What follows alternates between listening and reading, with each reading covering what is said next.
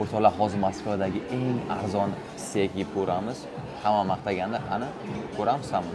Arzonlari steaklardan boshlanadi 700 rubl ekan.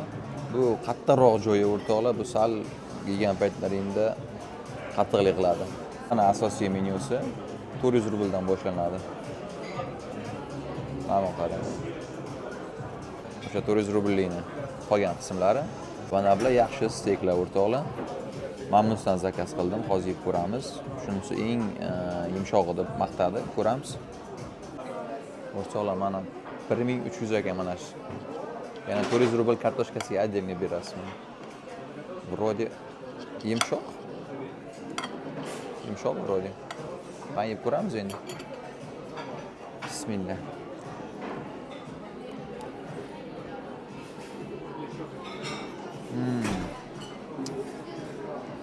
Juda mazali, haqiqatan ham o'rtoqlar.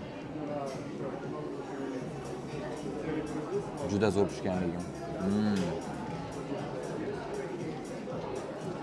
Arziydi deb yegan. O'rtoqlar juda ham katta ekan, 3 etajli ekan. Ular Simolinskiy degan bu umuman ustugasi yoqmadi, xullas. Uboniga kirasiz, hamma narsa kir.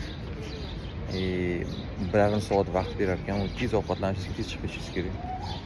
Aql payti ovqatingiz 40 minutdan keyin olib berishi ham mumkin ekan. Ikkita stakan so'radim, 15 minut kutib turdim.